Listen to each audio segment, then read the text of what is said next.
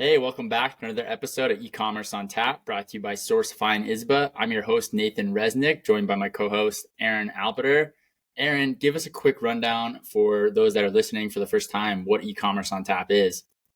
Well, you and I have a lot of fun every week, and what we do is we take a well-known company, usually doing several $100 million.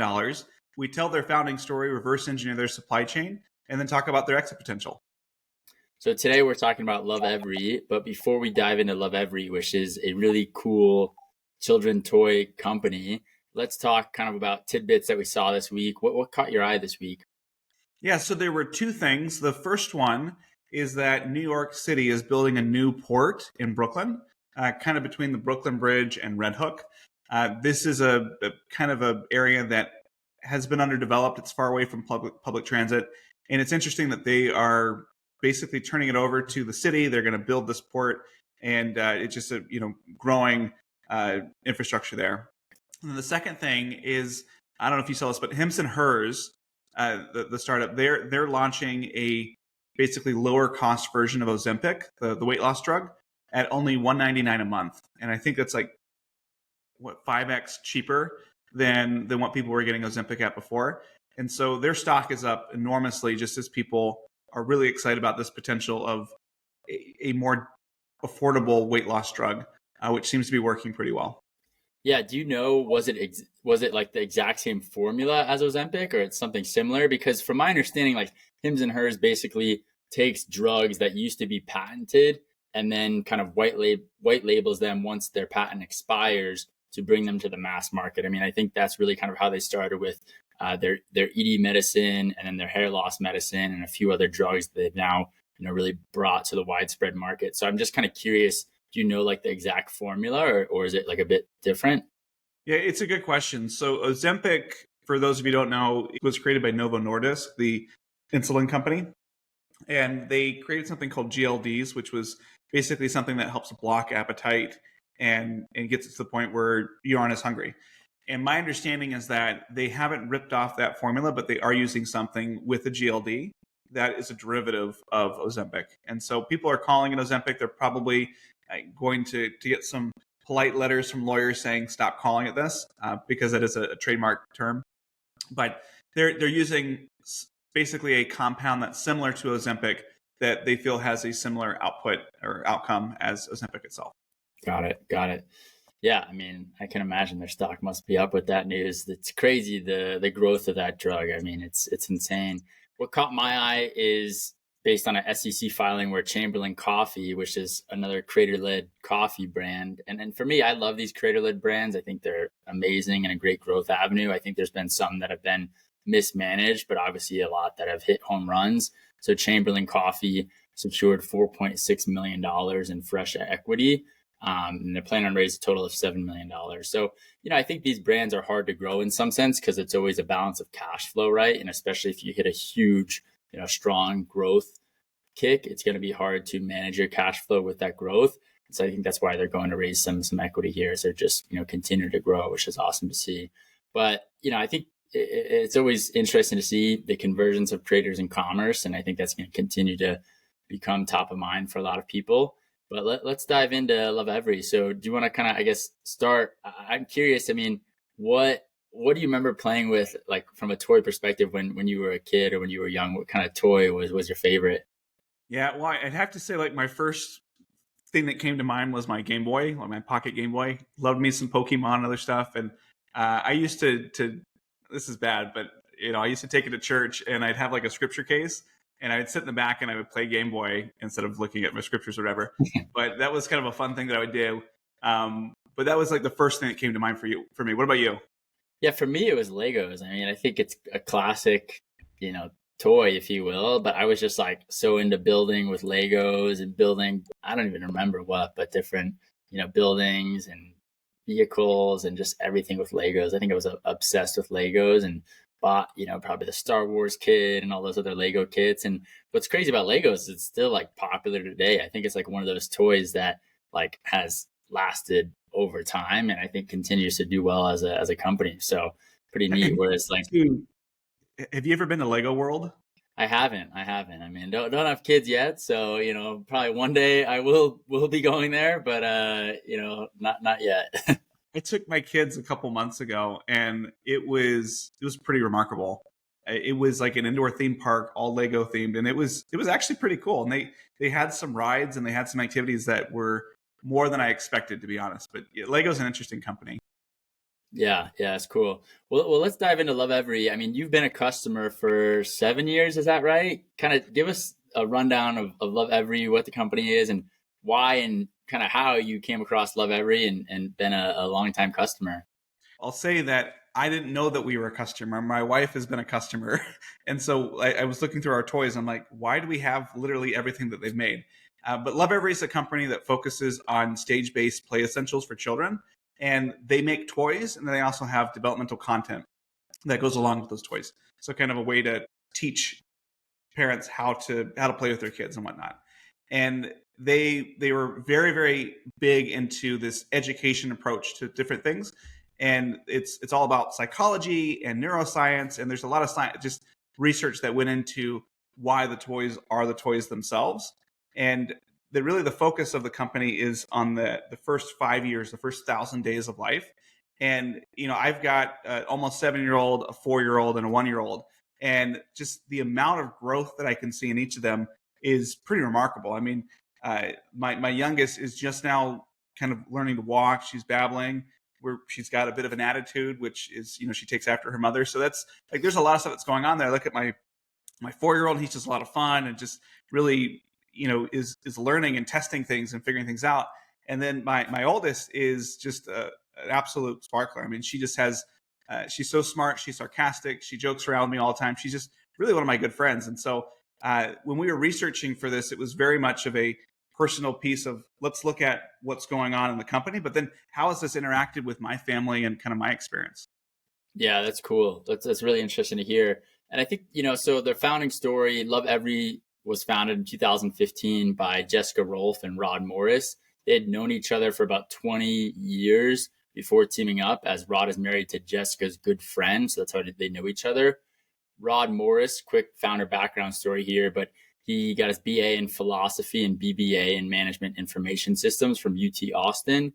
He then got an MBA in 2002 from Stanford, and he kind of jumps around, spending 2 to 3 years at various different companies like Bain and Company, LexisNexis, and he's had a lot of success. He became the SVP of marketing and operations at OPower, which he helped grow from $10 million to $1 billion in revenue in an IPO on the New York Stock Exchange. And he's been the president and board member on multiple companies. And, this kind of led up to him becoming the co-founder and president at Lovevery. So it seems like Rod was very successful in his own right and could have had a lot of opportunities. What do you think kind of led him to starting a company with Jessica? What do you think, made this Lovevery idea very appealing?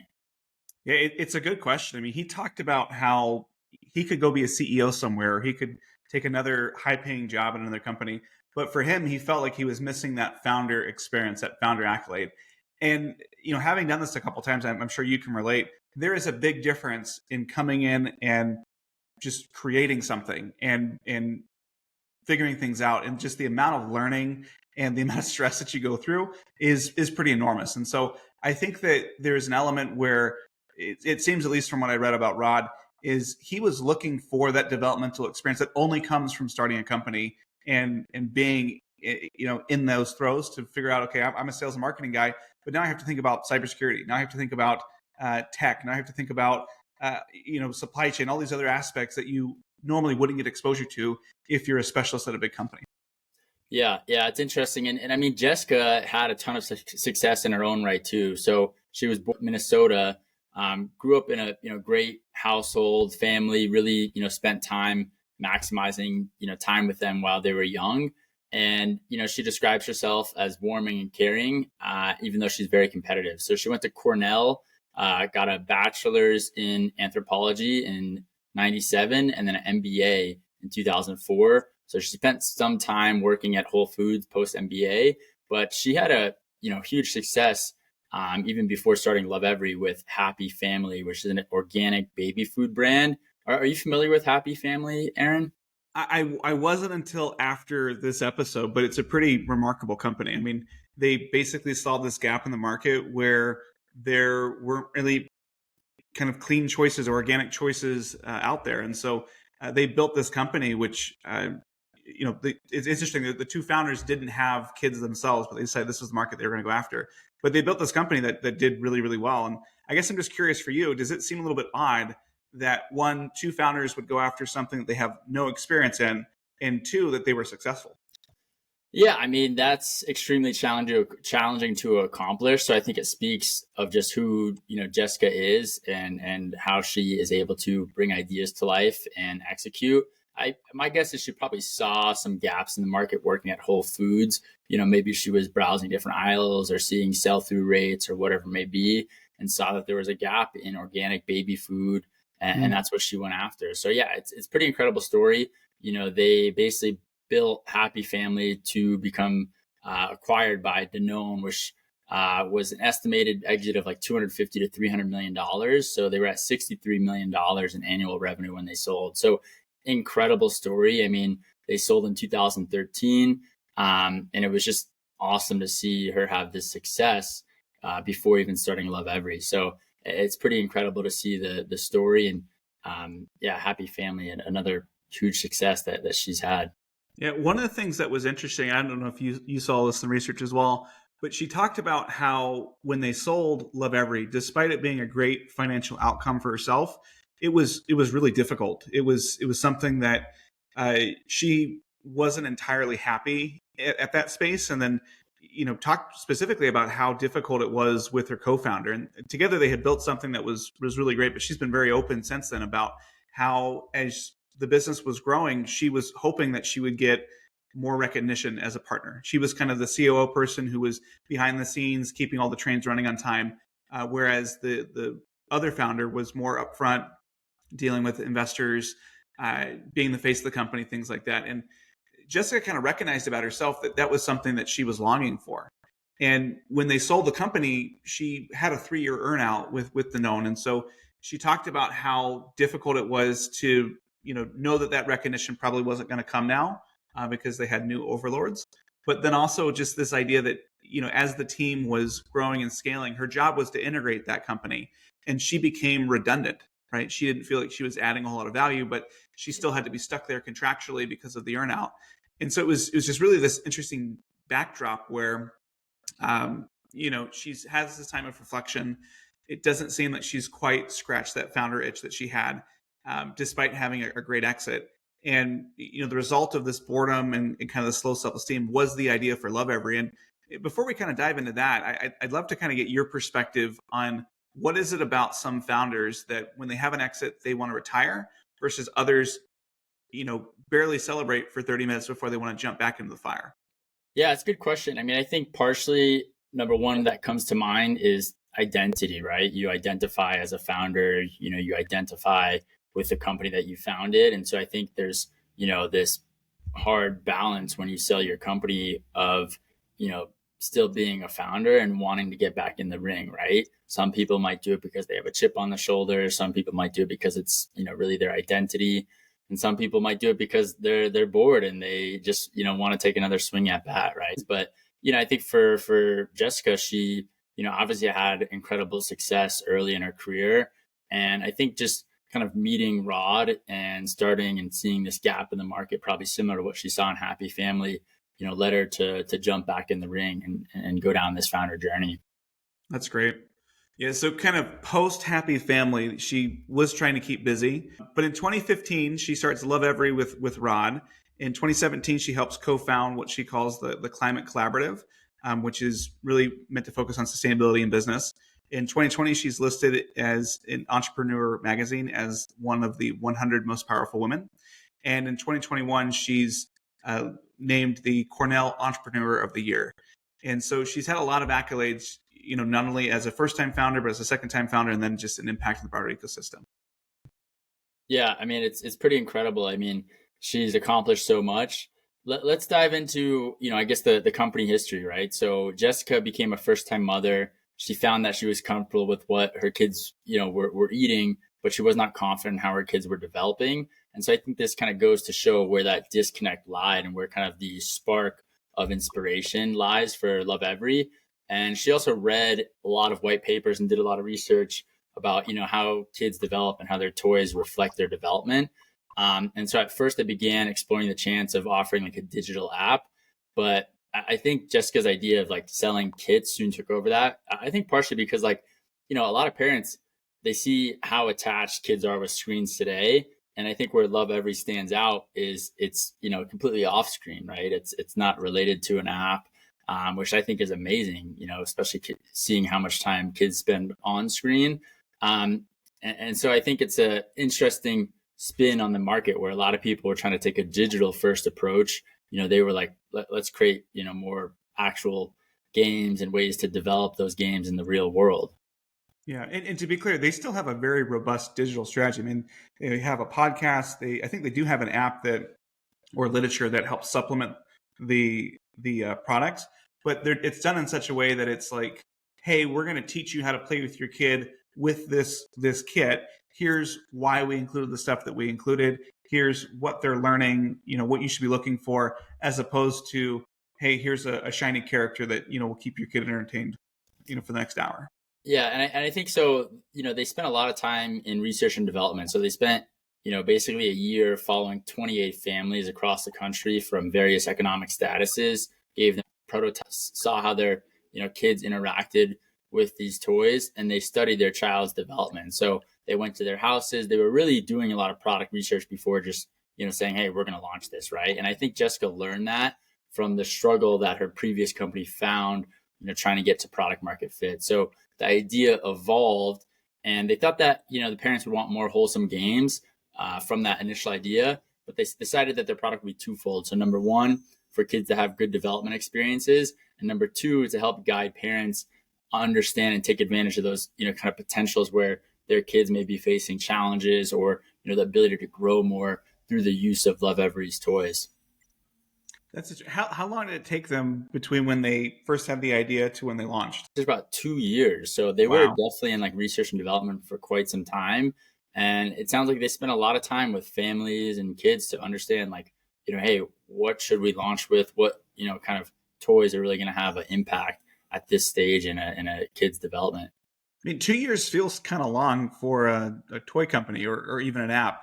I mean, do you think that more companies or more founders should wait longer before they launch?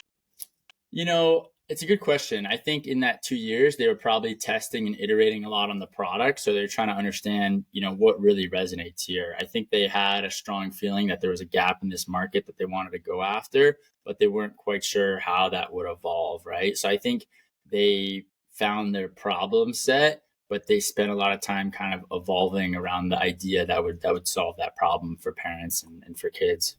I think you're right. I imagine that they didn't say, "Hey, we're going to be, in R&D mode for 24 months." I think it just kind of happened that way, and maybe it's like when they're ready, they're ready. And for them, when they were doing their research, they found that just the universal response and experience from parents was that parents, regardless of first-time parents, other kids, socioeconomic status, location, they wanted what was best for their children.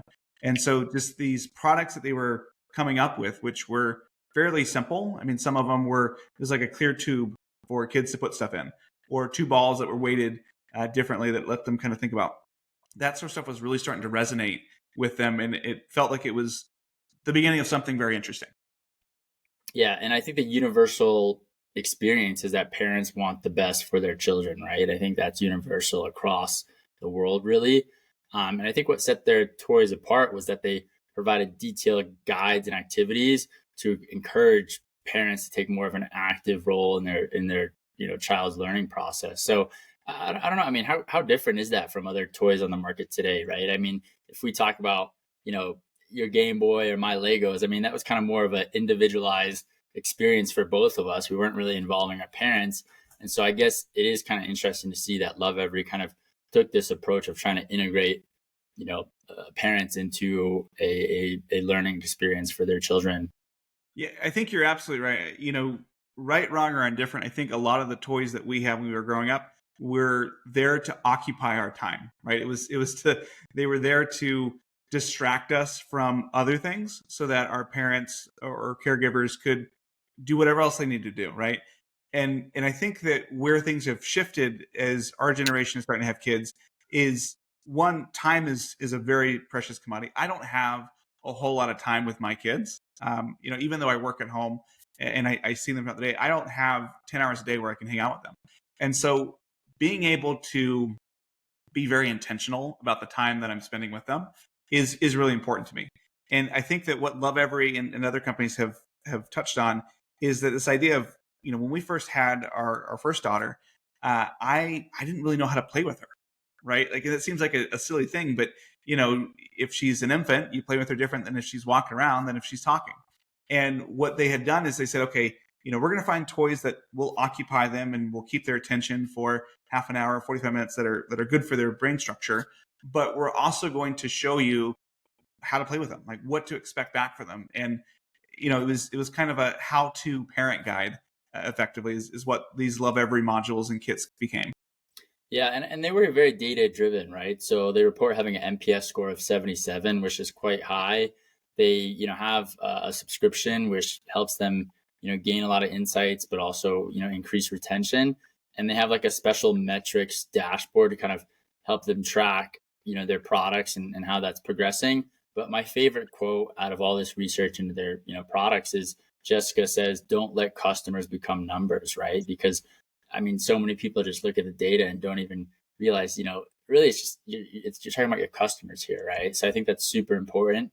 And I think too, like one of the things that came up during my research was, how Jessica kind of A, wanted to prove herself, but B, make some corrections that she encountered at her previous company. And so I guess I'm curious, what were some of those course corrections that she made that stood out to you?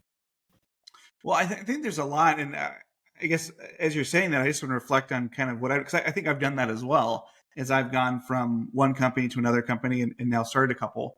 I know that early on in some of the companies I was a part of, it was difficult for me to kind of accept just equity allocations and this idea that just because someone had the idea, they were entitled to a much larger portion of the business compared to someone who was doing most of the work, right? Or those sorts of things.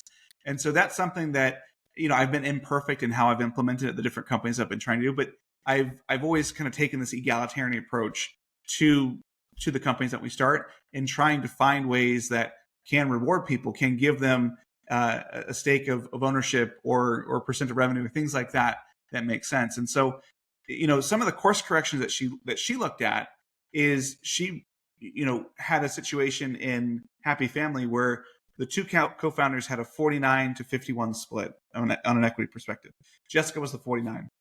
And so that kind of caused some issues because she was a partner, but always, just slightly. And there's lots of reasons why you may want that split, right? If they, at the end of the day, if there is a disagreement, somebody has to be able to make the call. But it sounds like in her particular situation that 1% difference might have been 80% in just the way that things were decided or done or things like that.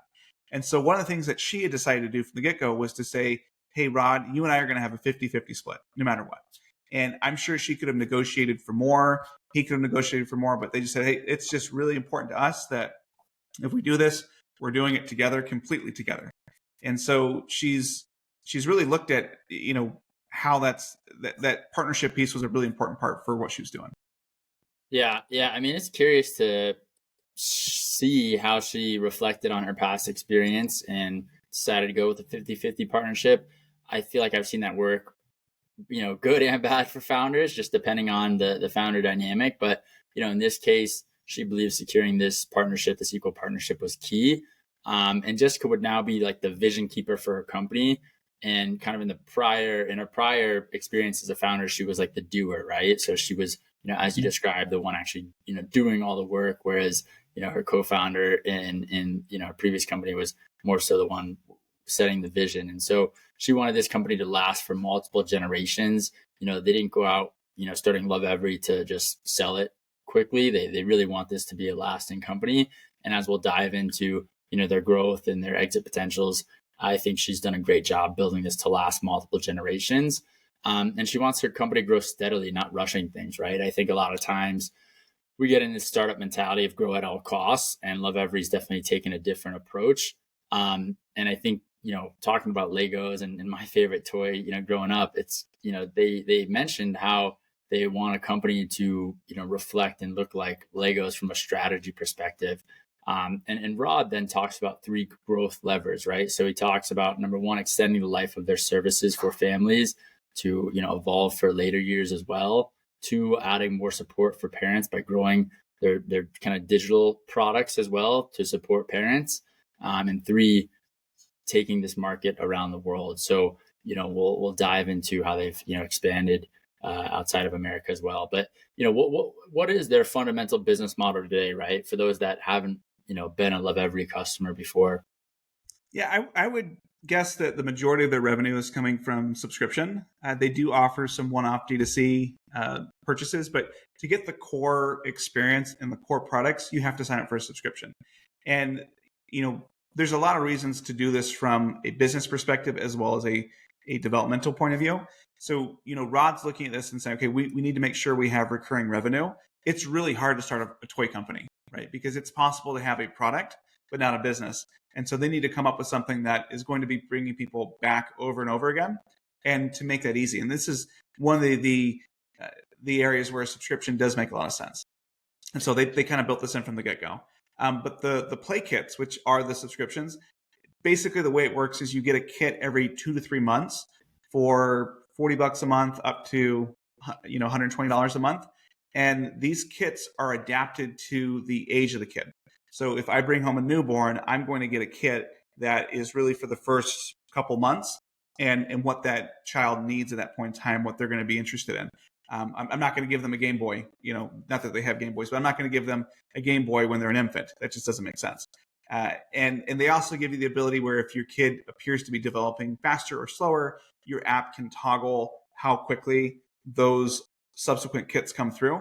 And they've just done a really wonderful job of explaining what's happening with your kid, to new parents. And, it's one of those things where I got to make sure I don't get in trouble here, but there are a lot of very nervous first-time parents out there that, have no idea what's going on. They've never experienced it. The internet has way too much information.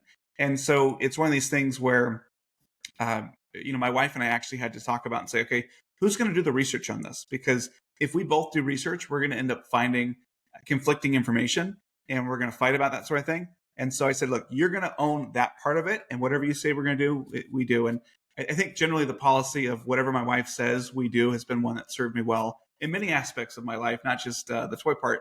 But they've done a really good job of being a trusted source where first-time parents can go to. Yeah, it makes a lot of sense. I mean, I think content generation is a huge part of their business, right? So not only their podcast that we mentioned, but they, just look for content that they can create to help parents across, every step of a child's development.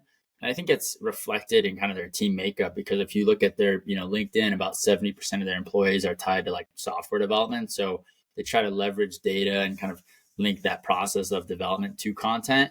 And, I think they're very different from other toy companies, right? Because most toy companies are only selling products to retail channels and not offering enough content around how to use those toys and kind of engage with your kids with those toys. And so, I think Lovevery's kind of flipped the switch and really focused on content.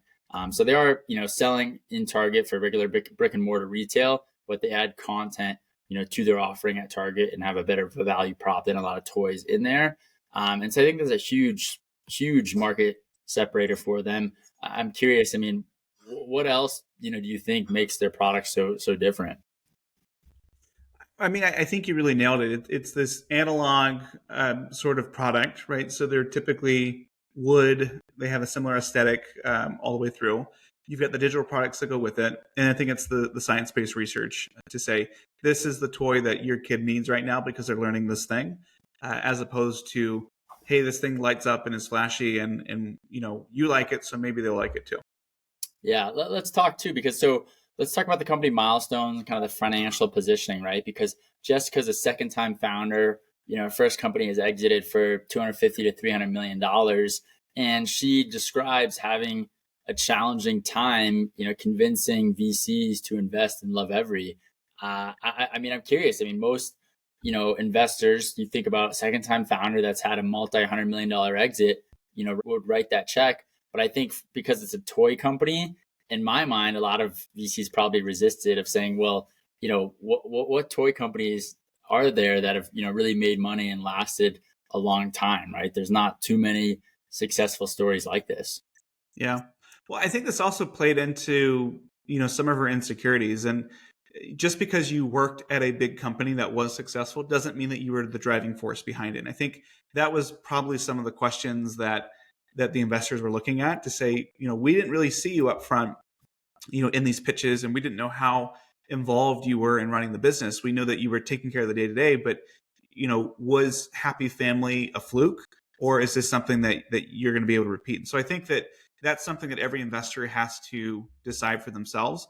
But just generally, I remember a conversation I had when I was at Hubble. It was just before I was about to leave, and there I was at a kind of a dinner for an investor, and he pulled me aside and said, "Hey, like this company is doing really well, and if you do well and stick around, this is going to be a great business to have tied to you, and there will be opportunities, whether you want to start a company, whether you want to move up to a bigger company." And so there's something to be said about making sure that even if you're not the CEO or the founder, that you are taking that opportunity as one of the founding team members to network with the investors, to network with the board members and things like that, not in a disingenuous way, but just to build those relationships, and you never know what they're going to pay off for later on. Yeah, 100%. I agree. Let's dive into the company timeline. So 2015, Lovevery is founded. 2016, they raised a seed round from one investor for an undisclosed sum. 2017, they launched their first product. They have a second seed round. We estimate their revenue to be about 6.8 million. 2018, another seed round with two investors for an undisclosed sum, and then a Series A round with three investors for $6 million. We estimate the revenue to be about 12 million. 2019, Series B with six investors for 20 million, led by Mavron, revenue of 22 million. And, Jessica and Rod, they knew they would need outside money to grow their company to where they wanted it to go.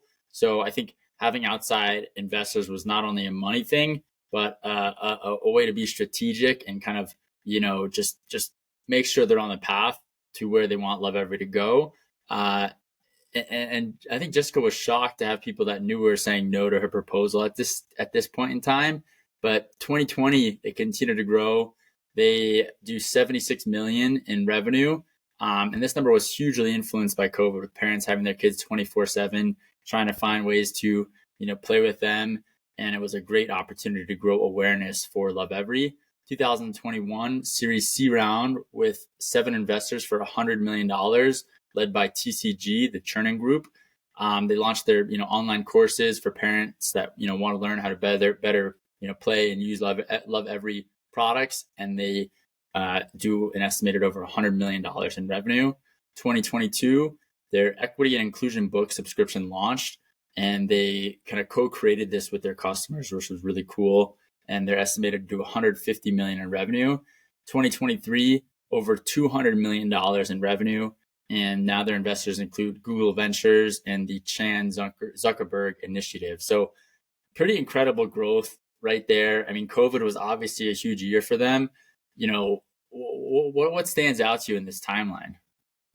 Yeah, I think it's something just, the fact that it was such dramatic growth over time. And, I can definitely imagine COVID being something or where parents are like, all right, well, my kids aren't getting what they need out of school or preschool. It's me. I also need to take care of them during the day. And so there's a certain element of, I just need to keep them distracted, but you still want what's best for them.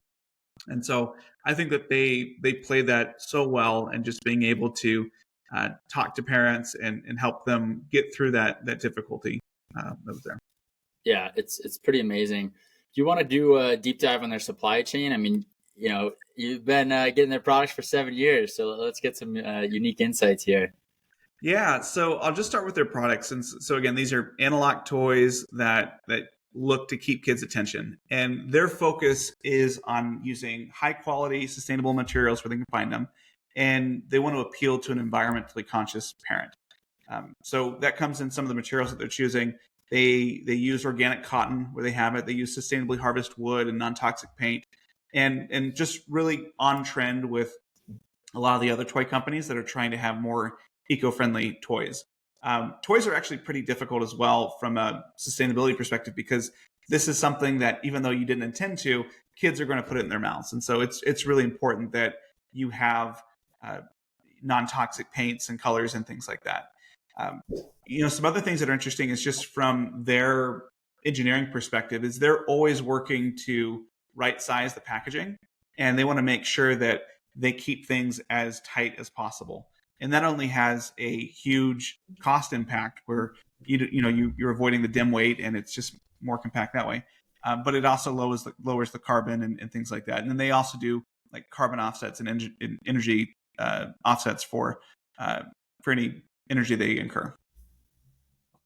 Yeah, I mean, it's pretty incredible to see how they go about developing their toys. And, their kits are shipped to the parents every couple of months in that kind of development window that they've honed in on. Yeah, so as I was going through and looking through our playroom, I found almost all of these things. So we were a subscriber for a long time, but it's really interesting where they have some of these products, and just I just want to pick a couple out that illustrate the thought that they put into for the development stage. So for the first 24 months, the kid is just trying to figure out which way's up, and they discover their hands and their toes and stuff like that. But they will have toys where it's, for example, two balls, and the balls will be the same size, but they'll be weighted different. And that will, cause the kid to think about like, hey, like, why is this that way? They have lots of, those paperboard books that talk about body parts and other concepts like up or down. And probably the most popular one, at least in our house, is this wooden tissue box that allows you to basically put some cloth in there that simulates a tissue, like a box of tissues. And so the kids get to pull the stuff out over and over again, and they just love the fact that these things are reusable, and it seems like magic. And my youngest daughter just the other day found a box of tissues, and I was doing something else, looked over, and the whole thing was undone. So I need to go back and find the wooden tissue box and give that to her, because that's about the right age for her. Another thing is, like, for 2-year-olds, they get into spray bottles, coloring kits, pattern matching. I know that my kids love spray bottles, and certainly it's something that can be annoying, but our cat certainly doesn't like it. But then they get older, they get 3-year-olds, you get puzzles, play mops. My son, my 4-year-old, absolutely loves like walking around with his little Swiffer, and so we wish he would be a little bit better at cleaning, but that's just something that he loves to do and loves to have. And so it was definitely a good reminder to me that this is part of his development, because that is an actual toy that they sell. And then, as they get older, they have games, marble drops, things like that. And as I was going through all this, I think the really interesting thing is that other than having a common aesthetic, meaning that all the toys are curated and kind of look like they go together, which, don't get me wrong, that's really important, because these toys are going to be all over your house. And so you want your house to look kind of presentable. But the toys themselves aren't really anything revolutionary. I'm sure there's very few, if any, patents on the actual products. And it'd be very easy for another company to come in and say, hey, we can make a mop, or we can make a wooden box of tissues, or things like that. But despite all of that, they're keeping a very high degree of attachment at a premium price point. Again, these kits are about $80 to $100, and they have some accessories like a gym or a Montessori shelf that sell for $120 or $400 respectively. And I'm just curious, with your perspective, is why is it that they're able to kind of keep these knockoffs away, when you would think that any company that has this premium of a price point that doesn't have highly defensible patents or concepts would be undercut almost immediately? Yeah, I mean, my guess is they have just very strong brand loyalty, right? I mean, it seems like parents really resonate with the content itself too, and Lovevery really invest in the content around their products, around their toys. So I think, though, you could potentially go buy, a knockoff play mop or whatever it may be. You might not have that same content engagement around the toy. So I think that's number one. And number two, I think they probably have very, very strong ties and contracts with their factories. Most of their factories are in China. And so to, protect yourself there, of course, you've got to have great, Guanxi factory relationships over there. And also, they might have a wholly owned foreign entity there where they can actually legally, bind those factories to contracts in China as well. So my guess is number one, from a customer perspective, they just have really strong brand loyalty that stems from the content that we discussed. And number two, from a supply chain perspective, they just have very strong relationships and contracts in place with their factories overseas. I think you're right. I would second that. I think that the content is probably the moat that they have, as well as the podcast and some of the other connections they have. Is it is so hard to find voices that you trust in this space, and when they have established that trust, and they have guides for how to be a parent, or they have podcasts or support groups for how to deal with tantrums and other stuff like that. They just become this resource that people are like, you know what, I want to support you, even though I can get this thing for you know 50 cents on Timu. I want to be a part of that whole program, and be able to get that content that comes through that's not as easy to duplicate. Yeah, it makes a lot of sense. And I think too, Jessica kind of describes that they felt they had built something different and unique. So their real challenge was to grab the market share. So they did this, they, sell internationally, right? So they're not just in America, they're in Europe and Australia. And they also mentioned plans to expand to Asia. And so they truly believe they have a global opportunity here, that they're on a blue ocean, helping parents and children everywhere. I think they're very mission driven in that. And I think, before they expand to these other countries, they focus on improving their distribution, right? They don't want a parent to have to wait, a month to get their Lovevery order. And so they really focus on expanding their distribution to these other countries before they actually, quote unquote, launch in those countries. And then, Rod mentions having issues on their supply chain and those issues creating pressure on their margins. But, they decided to avoid that having an impact on price, right? So though, their supply chain issues, especially during COVID, caused their margins to shrink a bit, they decided not to raise their price, because they wanted to, I think, continue to focus on that brand loyalty, right? And that goes to show just how mission driven they are. I mean, if you were stuck in this position during COVID where, your supply chain is just getting hit by so many different things, we saw a lot of brands increase their price, right? From a retail perspective. I mean, what really do you think that discussion was like with, Rod and their team, trying to figure out like, hey, do we raise prices here because our margin, shrunk a bit, or do we stay true to our brand? I mean, what do you think that discussion looked like internally? Yeah, I'm sure there's a couple of factors that came into it. I mean, keep in mind that this is when their business was absolutely exploding. I mean, they went from $22 million in revenue in 2019 to 76 in 2020. And so this was a huge piece. And I think it was 100 in 2021. And so part of this is probably like, hey, we've built a good business. We have some margin that we could give away if we need to. We don't have to raise prices necessarily. So I'm sure that was probably part of it. Two was, do we think this is going to be a forever thing? Like, are these prices permanently higher? Or do we think they're going to come down in 6 months, 12 months, 18 months, things like that? And then I think the third part is they have a subscription. And so they might be able to increase the prices that new subscribers pay.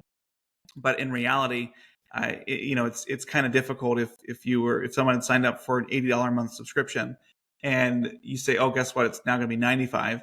I mean, you don't want to give people a excuse to go look at that unsubscribe button on their account.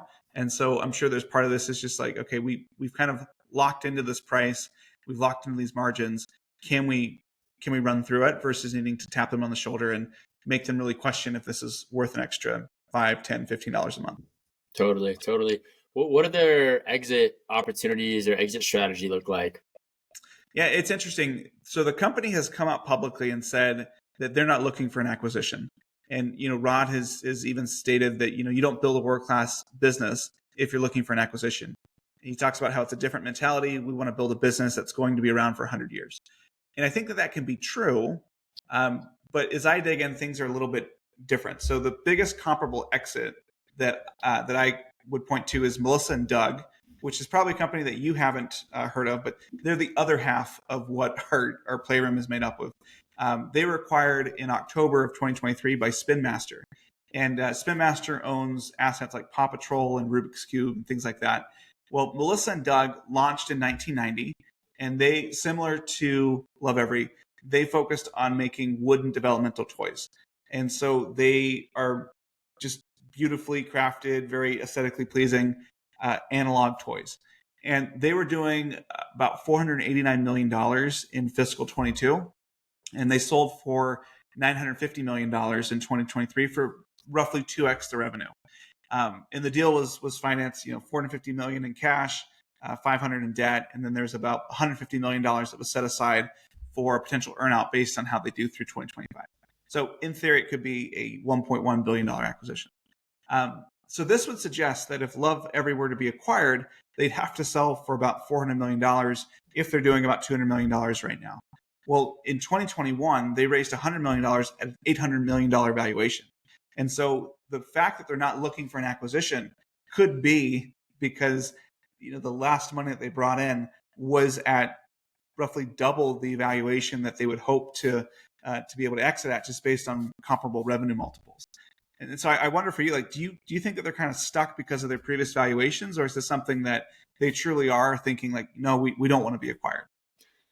Yeah, I mean, it's a good question, right? I think on one hand, if we look back to the founder story and the founder ethos of Lovevery, they wanted to be mission driven. They wanted to create a generational company. So part of me believes that. The other part of me believes, like, every company that raised in, 2020 to 22, their valuation was sky high, and it's really hard to work your way out of that, right? So they raised at an $800 million valuation. And I think you had a really good, comparable there to show, well, based on their revenue, this is probably what the business would trade for today. And so, are they stuck? Maybe, but does that align with their kind of generational view that they set out to, accomplish with Lovevery? Yes. And so I think it's an interesting dichotomy, right? Because if I look at this from a finance angle, I would say, oh, they're not a good acquisition target because their valuation is sky high because they raised in 2021. But if I look at this from a founder ethos standpoint, I say, you know what? Their funding aligns with their vision and their mission to, see this all the way through. My gut tells me that it's true that the founders, they've already had wins themselves, both, separately. Why not try to take Lovevery, all the way through? And they've had an IPO experience before too, right? So something to think about in terms of, are they going to go public in the future? Possibly. Yeah, I think it's interesting, although I would challenge the assumption that you can't be generational and mission driven. And like the only way to do that is to not be acquired. And so you think about, generational brands. Barbie is owned by Mattel, right? That's going to be around for several more generations than, the 4 or 5 that have gone before. And so you can have staying power as part of a bigger company, and you can stick to your ethos that is core to who you are. And so, I look at it where I think both things can be true, where they do want to build a bigger company. They do want to build something that is worthwhile for a long time. But I also think that, like, the reality of why they're not shopping right now is the fact that, they have a sizable amount of investors in the cap table that would have to write down their investment pretty dramatically. And so if they don't need the money right now, right, I think that they're going to continue to wait and to hold and hopefully get to a point where they can exit at a valuation that shows at least some return for those investors that came in later on. So, if they look at moving toward an IPO, the benefit here is that, all full-time employees are having stock options. So, like, this is something that they'll share in that liquidity event. But if you look at Hasbro and Mattel, which are the big players in the space, they have about a $8.6 billion and a $6.3 billion market cap, and they both do a few $1 billion in revenue. That's who they're going to be competing against in the public markets. And my concern would be that if they go public too soon, then their as soon as their stock price dips a little bit, then they could be opening themselves up to a hostile takeover. And there's a question of, can they grow their core offering of developmental toys on a subscription to a point that is doing half a billion to $1 billion in revenue in order to really be a going concern on their own as a standalone public company. And so, I don't know, it's just an interesting piece here. It's a very strong business to begin with, and they have options ahead of them. But I think it's just one of these things where, to me, I look at the valuation, I wonder, if they would make different decisions had they not taken that amount of equity at that valuation, and would their board allow them to do things differently? Yeah, it's a good question. I think we'll have to see this play out. Part of me thinks they're going to continue on their trajectory and just continue at their own will. I think that is a huge risk if they were to go public too early. That's for sure. But I think my takeaway from Lovevery is just the brand loyalty, right? Because number one, from a kid's perspective, if you give them a Lovevery ball and a ball from Temu or whatever it may be, they're not going to know the difference, right? I mean, probably the materials are different, right? The way it's produced has been a little different, but the Temu one may not be as safe. yeah. But at the end of the day, I think it shows they have very strong brand loyalty with parents, right? I mean, that's why parents pay a premium for Lovevery products, and that's why they're so engaged and continue to grow. So I think my takeaway is really the mission-driven nature of the founder story, as well as the company, and just how much brand loyalty they've grown through their investment in content. I mean, that's really my main takeaway from this amazing e-commerce on tap episode. Yeah, I would agree with that. I think that the really interesting thing for me is the insight that they had about teaching parents how to play with their kids and how to have that personal connection. Because just as a parent, there is nothing that is better than having real quality time with a kid and being able to have them make you laugh and you make them laugh, and just those sorts of things just make your day. And I'm grateful for companies like Lovevery that allow us to have that vehicle, and I get to learn how to be a dad. That's awesome. I love it. I love it. Well, thank you everyone for tuning in to this episode of E-commerce on Tap, brought to you by Sourcify and ISBA. Aaron and I can both be found on LinkedIn or Twitter. We'd love to hear, are you a Lovevery customer? And if so, how did you hear about Lovevery? Was it through their podcast? Was it through an ad? Was it through a neighbor? We're just curious how they get most of their distribution. So yeah, let us know and tune in next time to E-commerce on Tap, brought to you by Sourcify and ISBA. Thank you.